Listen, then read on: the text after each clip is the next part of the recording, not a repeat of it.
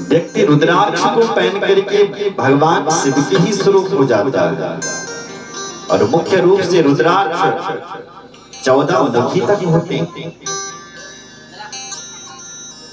भगवान का रुद्राक्ष पहनने का अर्थ यह है कि तुमने भगवान से अपना संबंध जोड़ दिया। क्या जोड़ दिया? संबंध। आपने अपने गले में भगवान के नाम की माला धारण कर दी, तो ये समझ लीजिए कि आप भगवान के हो गए। बस समझ लो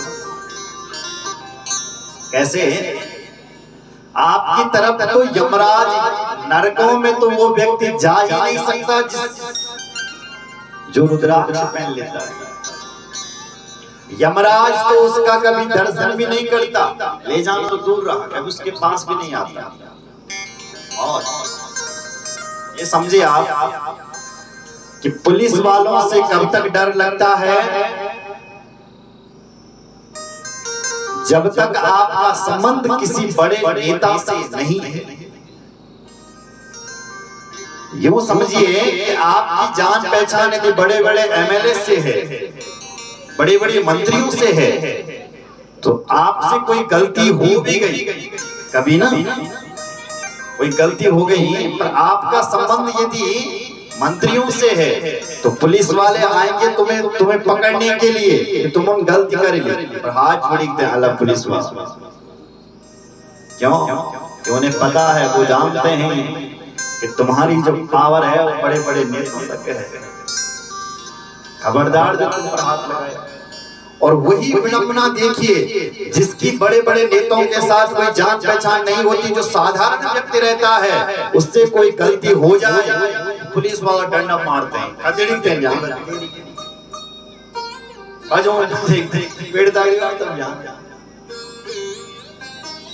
गलती नेता से हो जाए तो हाथ जोड़ जाए। उसी प्रकार परमात्मा ये यमराज यहाँ से पीट के मार करके किसे ले जाता है? जिसका संबंध भगवान से नहीं होता। भगवान यानी नेता, भगवान राष्ट्रपति जैसा नेता है, भगवान किसी मंत्री से कम नहीं है। उनके पास बहुत बड़ी पावर है। छोटे मोटे यमराज जैसे तो उनके छोटे मोटे मंत्री हैं, सेवक। तो वो किसको लेने के लिए आते हैं? जिसका संबंध उस परमात्मा से नहीं होता है, भगवान से नहीं होता है, उसको यमराज आता है, उसको खदेड़ के ले जाता है। और यदि आपका संबंध, यदि आपके गले में उस परमात्मा के नाम की माला है, तो तुम्हें ले जाना तो दूर, हमारे सामने आ नहीं सकते। उस परमात्मा से जुड़ने के लिए करें क्या? बोले ये रुद्राक्ष धरा लोकी। अगर उस भगवान शिव से जुड़ना चाहते हो तो रुद्राक्ष की माला धारण करो। ये त्रिपुंड धरा लोकी जटा धारण ये वये, ये रुद्राक्ष धरास्ति वे यमलोकम प्रणश्यन्ति न। स्पष्ट कह दिया, यमराज उसकी तरफ बिल्कुल नहीं देखता। जो लोग त्रिपुंड धारण करते हैं, जटा धारण करते हैं और अपने गले में रुद्राक्ष धारण करते हैं, ऐसे व्यक्ति पर कभी यमराज देखता तक नहीं है। बोलो जय सिया राम।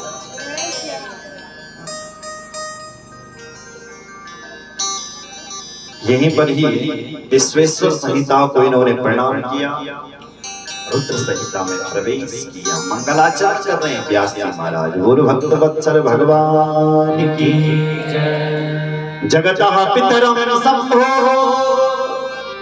जगतो मातरम शिवा, तत्पुत्रम च गणाधीशं न त्वे तद वर्णयामहि।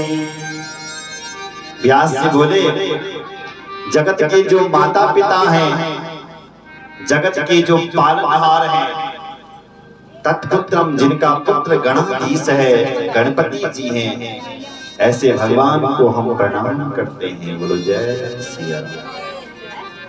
अब सौनक जी ने प्रश्न किया, गुरुदेव आप हमें कुछ भगवान शिव जी की कथा सुनाई। बोलो जय सिया राम। इदानीं कथया प्राज्ञा शिवरूपं मनुत्तमं दिव्यानि वे चरित्राणि शिवयोरप्यशीषतः।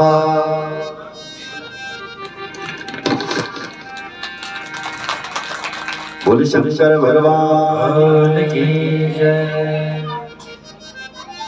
हे भगवान, हम शिव और पार्वती के गुणानुवादों को सुनना चाहते हैं। आप हमें शिव जी की कथा सुनाइए, कथा सुनाइए, कथा सुनाइए। सूत जी प्रसन्न हुए और बोल पड़े, ऋषियों, तुमने भगवान की कथा को पूछ करके अपने आप को धन्य नहीं किया, मुझे भी तुमने धन्य कर दिया है, धन्य कर दिया। क्यों? क्योंकि जो तुमने मुझसे भगवान शिव की कथा पूछी है, सम्यक पृष्टम भवद्वज्जा धन्यायोऽयं मुनीश्वरा सदा शिव कथायां यज्जाता कीरति। मैं धन्य हो गया। क्यों? क्योंकि आपने मुझसे सदा से भगवान की कथा पूछी है, इसलिए मैं धन्य हो गया।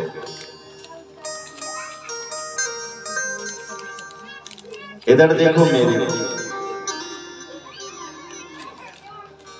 कथा, सबसे पहले कथा सुनाने वाले को धन्य करती है। लिखा है पक्ताराम पृक्षकम श्रोत्री। तीन लोगों को भगवान की कथा धन्य करती है। पहले वक्ता को, दूसरा पृष्ठकम जो भगवान की कथा को करवाता है उसको धन्य करती है, तीसरा श्रोत्री जो सुनने वाले हैं उनको धन्य करती है। कैसे? तदपाद सलिलम यथा, जैसे भगवान शालिक राम का चरणामृत अभिषेक कराने वाला एक, बांटने वाला भी एक, लेकिन पीने वाले जो होते हैं वो अनेक होते हैं। जैसे उनको धन्य करती है, ऐसी ये कथा धन्य करती है। ऋषियों, भगवान की जो कथा होती है वो भवौषधि होती है, औषधि होती है, ये व्यक्ति की जीव को ठीक करने वाली। गीयमानो प्रतस्मृणे च भवरोगो सहोषभिः मनः श्रोताभिरामश्च यथा सर्वार्थदास्तवे।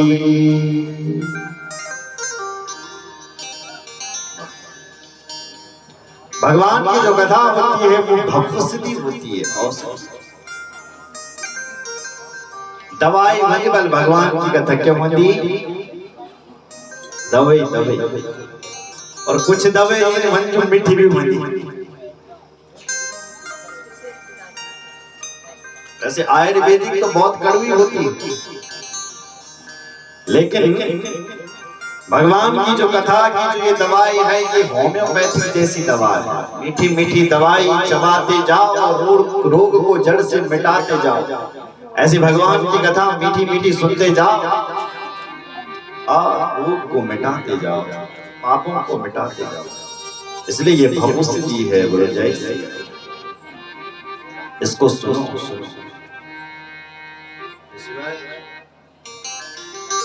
अब मैं आपको भगवान शिव की पावन कथा में लेकर के जा रहा हूं। ऋषियों, आप सावधान होकर के सुनिएगा। बोलो जय श्री राम। ऋषि सब सावधान हुए और सूत जी महाराज यहाँ से भगवान की कथा का शुभारंभ करते हैं। बोल भक्त वत्सल भगवान की जय। अब आपने राम कथा सुनी होगी, तो राम कथा में भी ये कथा आती है, शिव पुराण में लिखी है, इसलिए आप ध्यान से। एकस्मिन् समये विप्रा नारदो मुनि सत्तमा ब्रह्मपुत्रो विनीतात्मा तपोर्थम मनालये। एक समय की बात थी, देवर्षि नारद जी महाराज चलते चलते, क्योंकि नारद जी हमेशा चलते रहता है, इसलिए देवर्षि नारद जी चलते चलते सीधे हिमाचल में पहुंच गए, हिमालय में। और हिमालय की सुंदर सुरसती नदी को देखा तो नारद जी पहुंच के रह गए। जहां गए थे वहीं के ही हो गए। बोलो जय सिया राम। हिमगिरि गुफा एक अति पावनी, वह समीप सुरसरी सुहावनी। आश्रम परम पुनीत सुहावा, देख देव ऋषि मन अति भावा। ये गोस्वामी जी के चौपाई है, लेकिन इन्हीं चौपाइयों का जो अर्थ किया है गोस्वामी जी ने इन श्लोकों का किया है शिव पुराण की। कौन से? हिमशैल गुहा के चिद देखा परम शोभना, यत् समीपे सुर नदी सदा वहति वेगतः। जहां पर सुरसदी नदी बह रही है। नारद जी हिमाचल में पहुंचे, हिमालय में जब सुंदर नदी थे बहने लगी। उस नदी को देख करके नारद के मन में विचार आया कि नदी के किनारे आश्रम बनाया जाए। एक छोटा सा आश्रम का निर्माण कर दिया नारद जी ने और वहीं पर रहने लगे। कहते हैं कई वर्ष नारद जी को बीत गए, नारद जी तपस्या में लगे रहे। नारद जी को श्राप लगा हुआ था, ये नारद एक जगह पर नहीं टिकेगा, पर श्राप की गति भाग गई। श्राप भी यहाँ पर नहीं लगा नारद जी को, और नारद जी तो भजन में मस्त रहे। सुमिरत हरि सांप गति बाधी, सहज विमल मन लागी समाधि। वाह, विशुद्ध समाधि में नारद जी बैठा हुआ। ये समाधि जब देव राज इंद्र ने देखी नारद जी की, तो देवराज इंद्र की धड़कन तेज हो गई। अरे कहीं ये देव ऋषि नारद मेरी राजगद्दी को लेने के लिए तो तपस्या नहीं कर रहा है। ये मन में भय हो गया नारद। देखो सभा में जो अपना नेता लोग जो सभा में अपना बहुमत सिद्ध कर देते हैं ना, तो वही मुख्यमंत्री बन जाता है। इसने अपना बहुमत सिद्ध कर दिया, इसी को मुख्यमंत्री बनाओ। अब जो मुख्यमंत्री पहले से बन रखा है उसको गद्दी छोड़नी पड़ेगी। क्यों? क्योंकि दूसरे ने अपना बहुमत सिद्ध कर दिया है, इसलिए तुम्हें गद्दी छोड़नी पड़ेगी। उसी प्रकार इस मृत्यु लोक में इधर सुन लो, मृत्यु लोक में जब कोई बड़े बड़े यज्ञ करता है, शतक कृत्य हो जाता है, भयंकर तपस्या कर लेता है, तो स्वर्ग के राजा को भी उसके लिए गद्दियां छोड़नी पड़ती है। इसलिए देव ऋषि जो नारद के देवराज जो इंद्र है उसकी धड़कन तेज होने लग गई कि कहीं नारद जी अपना बहुमत सिद्ध तो नहीं कर रहे, क्या वो मेरी गद्दी को तो नहीं लेने वाले। तो तुरंत कामदेव के पास गया, भागा। कामदेव सो रहा था, उसको जगाया। ए रतिपति कामदेव उठो, मेरे स्वर्ग पर संकट आने वाला है, क्योंकि देव ऋषि जो नारद है वो तपस्या कर रहा है, मुझे डर लग रहा है कहीं ये नारद इंद्र की गद्दी को ना ले ले। इसलिए तुम जाओ और नारद जी की तपस्या को भंग करो, जाओ। कामदेव गया। पहले तो कामदेव ने मना किया कि मैं नहीं जाऊंगा, ऋषियों का क्या भरोसा, मुझे भस्म कर देगा।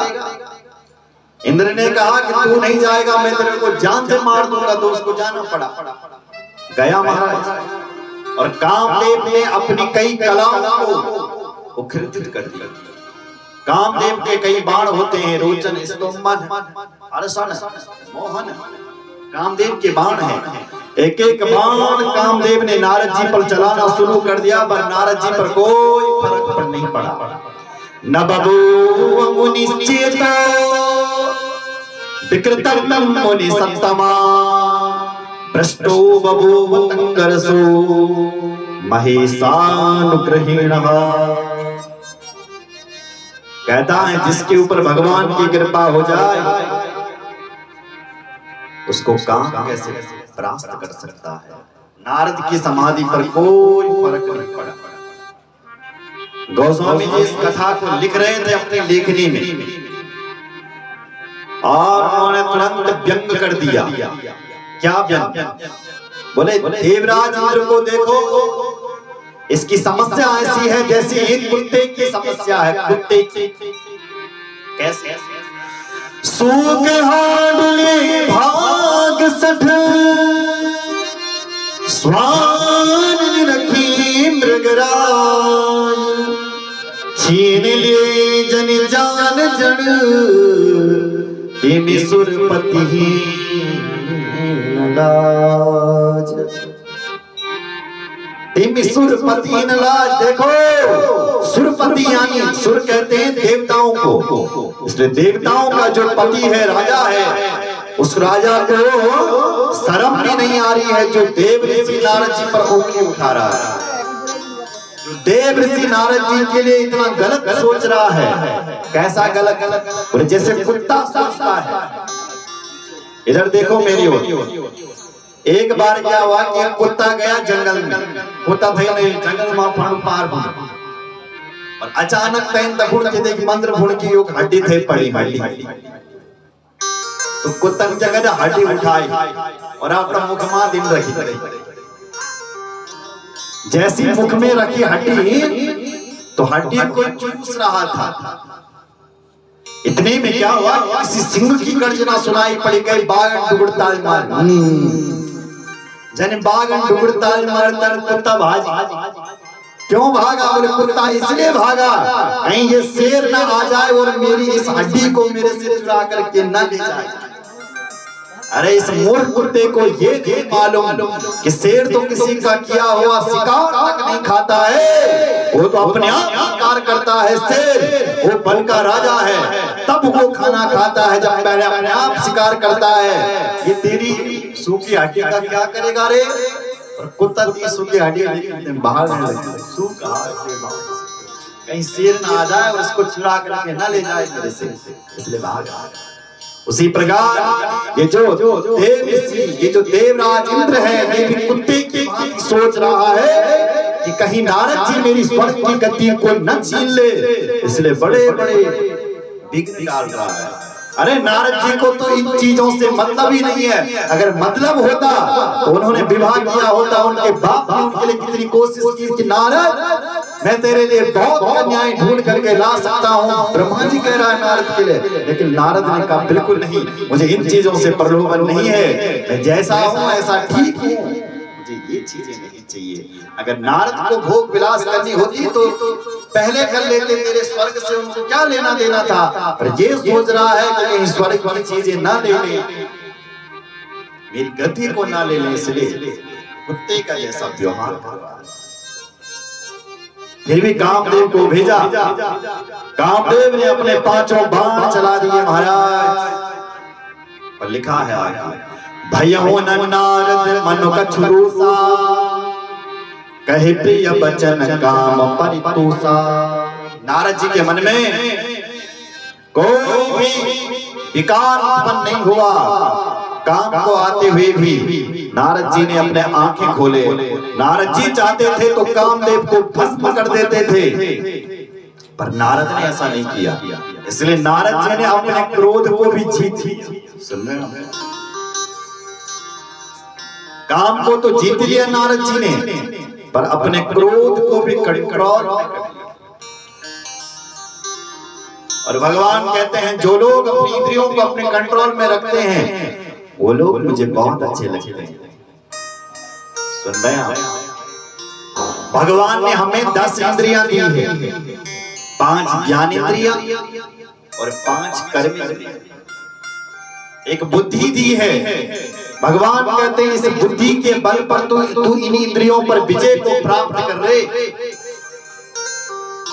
मतलब यह है कि आंख जो देखना चाहती है वो हम बिल्कुल ना देखें, कान जो सुनना चाहते हैं वो हम बिल्कुल ना सुने, ये इंद्रियां जो हमारे लिए कह रही है वो तुम बिल्कुल ना करें। अब आलस्य कह रहा है हमारे अंदर का कि सुबह मत उठ, कद उठी थी आज घाम नहीं लगी।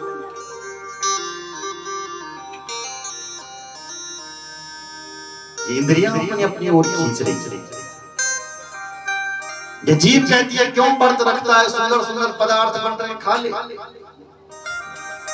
ये आंख कहती है चल सुंदर सुंदर दृश्य दे। ये कान कह रहे हैं चल सुंदर सुंदर संगीत सुन, अपनी अपनी ओर खींच रहे, पर इन इंद्रियों पर कंट्रोल करने के लिए भगवान ने हमें तुम्हें बुद्धि दी है। क्या दी है? बुद्धि।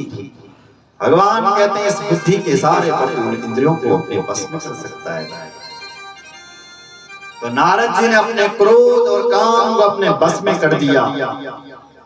कामदेव तो आया था नारद को परेशान करने के लिए, लेकिन गजब हो गया जब कामदेव ने देखा कि नारद जी ने तो क्रोध को भी जीत लिया, काम को तो पहले जीत लिया, तो कहने लगा नारद जी आपकी जय हो जय हो जय हो जय हो जय हो।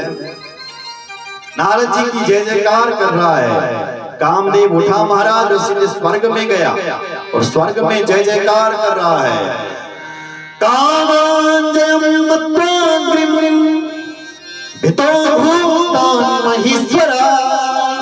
प्रथेव विगता ज्ञाना शिव माया विमोहिता, धन्या धन्या महामाया सांभवी मुनि सत्तमा, तद्गति नहीं पश्यन्ति विष्णु ब्रह्मा तयोपिः। धन्य है नारद, धन्य है जिसने काम और क्रोध जो दोनों को जीत लिया है। अरे हमने तो शिव जी का नाम सुना था कि भगवान शिव ने काम को जीता है और भगवान शिव अपने क्रोध को नहीं जीत पाए। भगवान शिव ने काम को तो जीत लिया, लेकिन जब काम ने ज्यादा ही परेशान किया तो शिव जी की तीसरी आंख खुल गई और कामदेव भस्म हो गया। इसलिए शिव जी ने क्रोध को नहीं जीत पाया। धन्य है ये देव ऋषि नारद, जिस नारद ने काम और क्रोध दोनों को जीत लिया। नाम फैल रहा है कई को नारद, नारद धन्य है, नारद धन्य है, नारद धन्य है। नारद जहां भी जाता है लोग नारद की जय जयकार करते हैं। जय हो, तुमने तो गजब करी कर, तुमने तो वो करके दिखाया जो किसी ने आज तक किया ही नहीं, तो वो करके दिखा दिया। तुम धन्य हो। नारद को लगा मेरी जय जयकार सारी दुनिया कर रही है, ये देखता हूं जरा कि शिव जी मेरी जय जयकार करता कि नहीं करता। शिव जी को पता चला कि नहीं चला, क्योंकि हम शिव जी से एक क्लास आगे, शिव जी हमसे एक क्लास पीछे, हम उससे आगे। शिव जी ने काम को जीता था, क्रोध को थोड़ी जीत पाए थे शिव जी। शिव जी को किसी ने बताया होगा कि नहीं बताया होगा? या सोचता वह नारद कैलाश में चल पड़ा।